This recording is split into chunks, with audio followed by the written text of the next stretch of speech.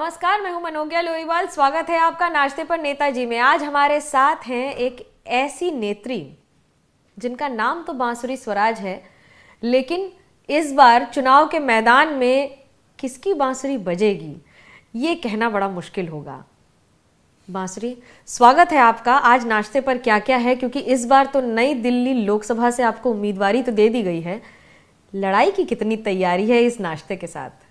जी, नाश्ता तो आपके ऑनर में, जैसे आप देख रहे हैं, नॉर्मली इतना लैविश स्प्रेड नहीं होता है, लेकिन आपके ऑनर में साउथ इंडियन रखा गया है। साउथ इंडियन मुझे बहुत ज़्यादा पसंद है, तो मैंने तो अपना उपमा और कॉफ़ी ले ली है, लेकिन आपके लिए देख लीजिए जो जो आपको चाहिए। तो ये सुबह का नाश्ता आपका यूजुअली होता क्या है, क्या खाकर निकलती हैं? क्योंकि अब तो कैंपेनिंग मुझे लगता है स्लीप डिप्राइव्ड फील होने लगा होगा अब तक। जी, वो तो देखिए जाहिर सी बात है, ऑक्यूपेशनल हैजर्ड बोलूँगी उसको तो।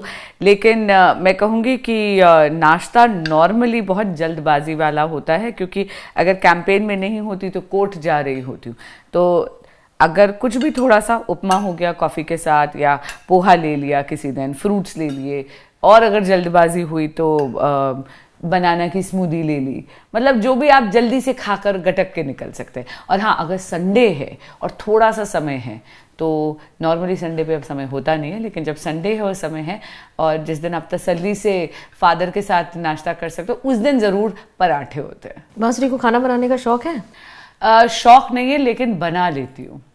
मैं हॉस्टल में पढ़ी हुई बच्ची। बांसुरी अपना खाना बना हुआ खा भी लेती है? हाँ हाँ, बिल्कुल। और लोग भी खा लेते हैं? बिल्कुल। कोविड में जब मुझे याद है लॉकडाउन हो गया था और मेरे डैड हैरान थे, क्योंकि उनको सुबह 6 बजे बेड टी की आदत है, और जब मैं सुबह सवेरे 6 बजे उनके लिए चाय लेके पहुंची, वो ऐसे हक्के पक्के रह गए। मैंने कहा जी, हॉस्टल का बच्चा हूँ, सब काम करना आता है। हॉस्टल की जिंदगी ऐसा क्या सिखा देती है जो घर पे नहीं सीख पाते हैं? मुझे लगता है आपको इंडिपेंडेंट होना सिखा देती है, आपको आत्मनिर्भर होना सिखा देती है। वरना, क्योंकि मैं तो इकलौती बच्ची हूँ, लाडों से पाली गई हूँ बहुत ज़्यादा। और मुझे लगता है जब आप ओनली चाइल्ड होते हैं तो दोनों के दोनों पेरेंट्स आप में बहुत ज़्यादा इन्वेस्ट करते हैं, क्योंकि आप उनका प्रोजेक्ट बन जाते हो और नाजों से पाले जाते हो। लेकिन हॉस्टल में जब आप जाते हैं, आपको ज़िंदगी की विभिन्न परिस्थितियों से जूझने की, स्वयं खुद पर निर्भरता की और ईश्वर के संबल लेने की आदत हो जाती है।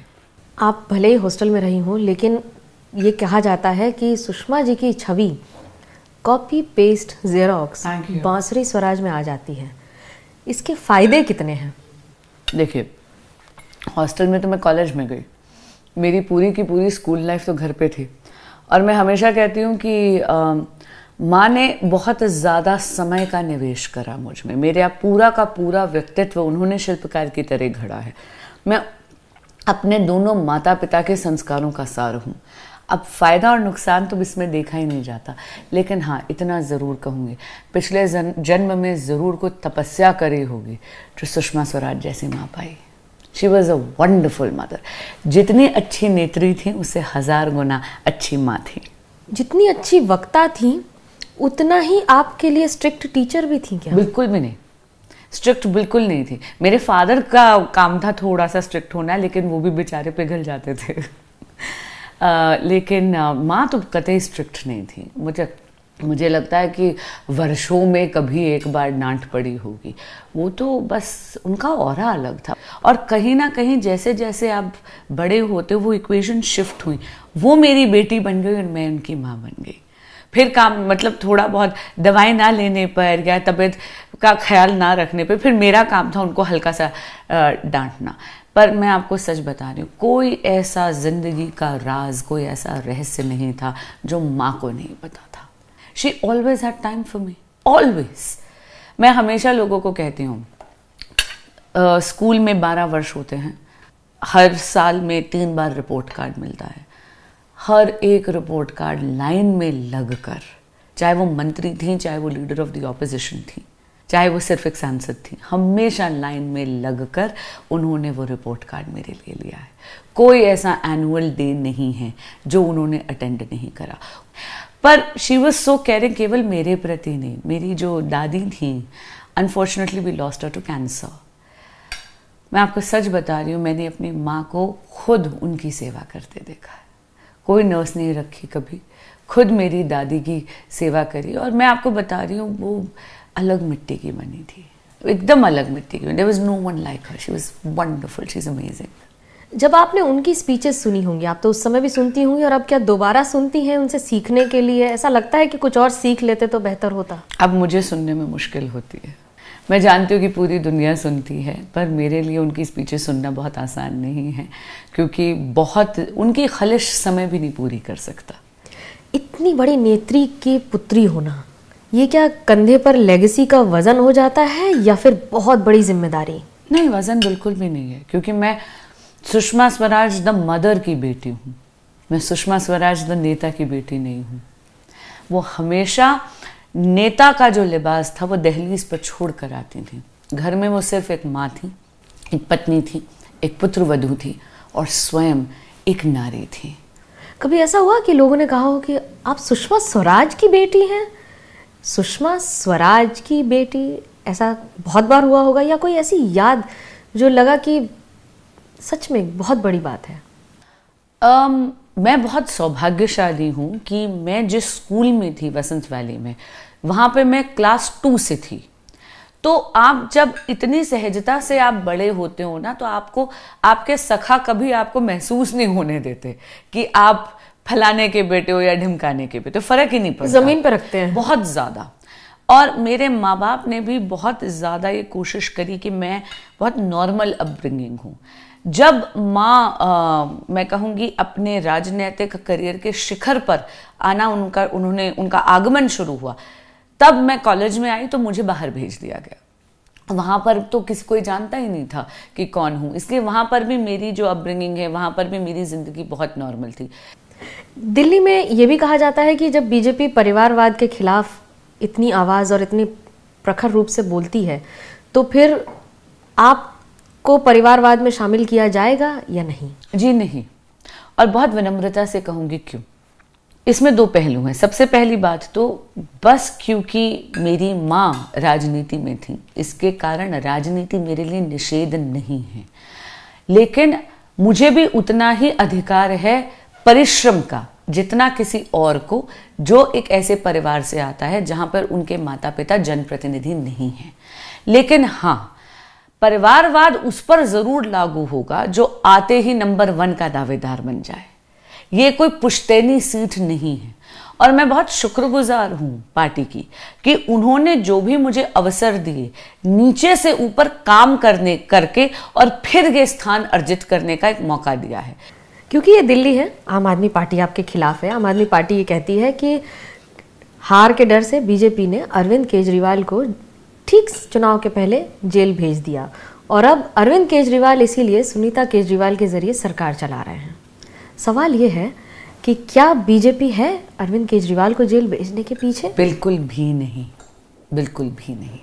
देखिए, माननीय मुख्यमंत्री अरविंद केजरीवाल जी को समन पिछले नवंबर 2023 से आ रहे हैं। तब तो लोकसभा के चुनाव आसपास भी नहीं थे। उस समय इन्होंने बहुत ही अजीब अजीब से बहाने दिए, जैसे कि वो कह रहे थे मैं 10 दिन की विपासना की वर्कशॉप पे जा रहा हूँ।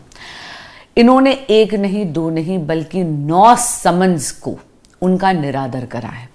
9 समन्स का निरादर करके, आप भी जानते हैं कि कानूनी तौर पर section 50 subsection 3 of the PMLA के तहत अनिवार्य होता है कि जब आपको एक समन भेजा जाए तो आपको आकर जांच एजेंसियों के समक्ष पेश होना है। यदि आप नहीं होते हो तो सेक्शन 174 ऑफ द IPC के तहत आप एक नया ऑफेंस क्रिएट करते हो। 9 समन्स का निरादर कर माननीय मुख्यमंत्री अरविंद केजरीवाल जी ने ईडी को विवश कर दिया कि वे घर आकर उनको कस्टोडियल इंटेरोगेशन के लिए लेके जाएं। दूसरी बात, जब इंटरिम प्रोटेक्शन की एप्लीकेशन आर्ग्यू हो रही थी दिल्ली हाई कोर्ट में, तब दिल्ली हाई कोर्ट ने सारे के सारे ईडी ने जो सबूत सामने रखे थे, पूरी की पूरी फाइल देख के फिर इनको इंटरिम प्रोटेक्शन देने से इनकार करा। कल जब माननीय मुख्यमंत्री जी को जुडिशियल कस्टडी में भेजा गया, तब भी फाइल देखकर कचहरी का ये मानना था that this is a fit case for custody. और बार बार जो आम आदमी पार्टी लीडर्स की बेल रिजेक्ट हो रही है, ये भाजपा नहीं कह रही, ये इस देश की कचहरियां कह रही हैं कि प्राइमा फेसी एविडेंस माननीय मुख्यमंत्री अरविंद केजरीवाल जी के विरोध में और उन आम आदमी पार्टी के लीडर्स के विरुद्ध इस्टेब्लिश हो गई है करप्शन केसेस में। मिसेस केजरीवाल जी, आज मैं बहुत विनम्रता से कहूंगी कि उनकी वेदना मैं समझती हूँ, उनकी बाध्यता भी मैं समझती हूँ, पर यह बात बिल्कुल सही है कि वे आज मुख्यमंत्री नहीं हैं, वो एक सामान्य नागरिक हैं। लेकिन माननीय मुख्यमंत्री अरविंद केजरीवाल जी सत्ता के मुंह में ऐसे ज्यादा कुर्सी को जकड़े हुए हैं कि नैतिकता के आधार पर उनको जब रिजाइन कर देना चाहिए वो अभी भी पावर को क्लिंग कर कर बैठे हैं। और अगर ये अनैतिक नहीं है तो मैं पूछना चाहती हूं कि मनीष सिसोदिया जी से इस्तीफा क्यों लिया गया, सत्येंद्र जैन जी से इस्तीफा क्यों लिया गया। आज जब वो जेल से सरकार चलाने की बात कर रहे हैं तो वो दिल्ली की जनता का अहित कर रहे हैं। उन्होंने तो अपने मंत्री अतिशी और सौरभ भारद्वाज का नाम भी ले लिया। क्या अब रास्ता साफ किया जा रहा है सुनीता केजरीवाल को मुख्यमंत्री पद पर टिका देने के लिए? देखिए, उनके मन में क्या है मैं इसको तो भांप कर नहीं बोल सकती, पर इतना 2 बातें इसमें जरूर हैं। नंबर 1, अगर उन्होंने इतने संगीन आरोप लगाए हैं तो बिल्कुल जांच होनी चाहिए। दूसरी बात, उनकी ये पुरानी आदत है, वो बहुत ही लापरवाह नेता हैं। मनीष सिसोदिया जी जेल में थे, संजय सिंह जी जेल में थे, उनको फर्क नहीं पड़ा। माननीय मुख्यमंत्री अरविंद केजरीवाल जी ने 9 समन्स का लगातार निरादर करते रहे जब तक कि उनका राजनीतिक स्वार्थ सिद्ध रहा था। उन्हें फर्क ही नहीं पड़ा कि उनके साथी नेता जेल में हैं। आज यदि वो किसी प्रकार का ऐसा कोई रास्ता अपना रहे हैं, ये उनका अंदरूनी मामला है। लेकिन इतना जरूर कहूंगी कि अघोषित मुख्यमंत्री जो वो अपनी पत्नी को बनाने का प्रयास कर रहे हैं, ये लोकतंत्र के विरोध में है। इससे दिल्ली की जनता का अहित हो रहा है। उनको नैतिकता पर इस्तीफा देना चाहिए। इस समय बीजेपी बार बार कह रही है अब की बार 400 पार। ये एक सपना है या सत्य होता भी दिख रहा है? क्योंकि विपक्ष एकजुट है और दिल्ली में लगातार रैलियों के बाद कह रहा है कि हम बीजेपी को हरा के ही मानेंगे। पहली बात तो दिल्ली में कल जो हुआ वो रैली नहीं है, वो भ्रष्टाचार का फ्लॉप शो है। रैली की परिभाषा देख लीजिएगा, वो शब्द भी शर्मसार हो रहा था। आपने भी वो वीडियो देखी होगी जब माननीय राहुल गांधी जी उद्बोधन दे रहे हैं, सारी की सारी कुर्सियां खाली हैं। उस रैली में रैली की वजह का भी समन्वय नहीं था।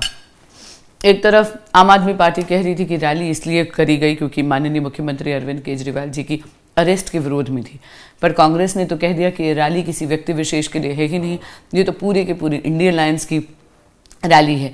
तो देखिए, ये गठबंधन नहीं ठगबंधन है। इनमें ना मुद्दों की समन्वय है, ना विचारधारा का समन्वय है, यहाँ तक कि जनसभा जो ये कर रहे हैं उसकी वजह क्या है उसका भी समन्वय नहीं। अच्छा, आपकी जो वीआईपी सीट है बड़ी दिलचस्प है। वोटर्स भी यहाँ पर सारे वीआईपी हैं, जिसमें से सोनिया गांधी से लेके राहुल गांधी से लेके अरविंद केजरीवाल जो कि भी जेल में है, ये भी आप ही के वोटर पड़ते हैं।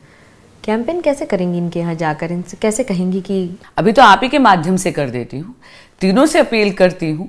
केजरीवाल जी तो अभी जेल में है, लेकिन मैं श्रीमती सोनिया गांधी और राहुल गांधी से अभी अपील करती हूँ कि यदि आप चाहते हैं कि विकास की गाड़ी में किसी प्रकार का अवरोध ना हो, यदि आप चाहते हैं कि एक विकसित भारत बने, यदि आप चाहते हैं कि एक सशक्त भारत बने, यदि आप चाहते हैं कि भारत एक विश्व गुरु बने, तो मोदी की गारंटी, जो सारी गारंटी पूरी करने की गारंटी है, जो सुशासन का आश्वासन है, आत्मनिर्भरता का आश्वासन है, आत्मगौरव का आश्वासन है, उस पर भरोसा करते हुए कमल के फूल का बटन दबाइएगा 25 मई को। और एक बात मैं और आपको बता दूं मनोज्ञा जी, अब की बार 400 पार नारा नहीं है, ना ख्वाब है, ये संकल्प है, और इस संकल्प को सिद्धि तक लेके जाएगी भारत की जनता। तो आप कह रही हैं कि कांग्रेस बीजेपी के लिए वोट करे, वो भी कांग्रेस के आला नेता बांसुरी स्वराज के लिए वोट करें? कांग्रेस पहली बार इस बार आम आदमी पार्टी के लिए तो वोट कर ही रही है। तो देखिए, मैं तो प्रत्याशी धर्म निभाऊंगी। मैं तो उनको कहूंगी कि आप गठबंधन धर्म के बजाय राष्ट्र हित और राष्ट्र धर्म को निभाइए, भाजपा को वोट करिए। यही वायरल होने वाला है कि बांसुरी स्वराज ने क्या कहा, किसको वोट करने को क्यों कहा। लेकिन बांसुरी स्वराज से एक मेरा आखिरी सवाल, सुषमा जी की आपने बहुत सारे भाषण सुने होंगे, बहुत सारी बातें सुनी होंगी, वो कौन सी 2 लाइन आपको हमेशा याद रहती है जो आप सुनाकर बताना चाहें? चलिए, एक बहुत ही खास बात आपसे शेयर करती हूँ जो बाकी किसी को नहीं बता। सिर्फ आपको बताते, छोटी सी थी तब से मुझे गोद में लेकर, और जब भी चाहती थी कि हम मन की बात करें तो ऐसे मुझे गोद में लेके मेरा चेहरा पकड़ के पहले माथा चूमती थी, फिर ऐसे नाक से नाक मिला के मुझे कहती थी, नाक से नाक मिलाओ री सखी, सारी बात बताओ री सखी। और इससे हमारी जो है कहानियाँ शुरू होती थी माता और बेटी की। घंटों गप्पे चलती थी। हर फ्राइडे का एक जो स्लॉट था उनकी डायरी में, वो केवल एक्सक्लूसिवली मेरे लिए होता था, जिसमें वो शाम जो थी उसमें पापा भी अलाउड नहीं थे। केवल हमारा जो डॉग था रक्षक, जब जर्मन शेपर्ड था, माँ ने उसका बहुत प्यार से नाम रक्षक रखा था, वो था जो इंट्रूड करता था, उसको अलाउड था। तो हम तीनों बैठ के और घंटों गप्पे मारते थे। उस गप की कोई बात बताएंगी? वो नहीं बताऊंगी, वो केवल माँ और मेरे बीच में। वो तो बहुत पर्सनल है, वो सवाल पूछने में भी मुझे ये लग रहा है। फिलहाल बांसुरी हमसे बात करने के लिए बहुत बहुत शुक्रिया। और आपकी चुनावी रैलियां धुआंधार जिस तरह से हो रही हैं, ये मानकर चल रहे हैं आगे यश और विजय आपके साथ ही होगा। बहुत धन्यवाद। लेकिन मैं आपको बता देती हूँ कि ये रैलियाँ धुआंधार क्यों हो रही हैं। ये रैलियाँ जो धुआंधार हो रही हैं, ये मेरी वजह से नहीं हो रही। ये इसलिए धुआंधार हो रही हैं क्योंकि दिल्ली की जनता का अगाध विश्वास है मोदी जी की लोकप्रियता और उनकी जनकल्याणकारी विकसित भारत की योजनाओं पर। देखिए, योजनाओं से ज़्यादा उम्मीदवार से भी उम्मीद लगाई जाती हैं, और इस बार उम्मीदवार से उम्मीदें बहुत ज़्यादा हैं, कम से कम दिल्ली के लोगों को। उम्मीदवार केवल कमल का फूल है। इत्तेफाक की बात है कि मेरा नाम बांसुरी स्वराज है। अद्भुत। ये चलता रहेगा, ये बड़ा मुश्किल है खत्म करना। जब इतने बड़े, मैं क्या कहूँ, वक्ता चैंपियन के साथ अगर आप बैठे हो तो फिर शब्दों में नहीं उलझना चाहिए।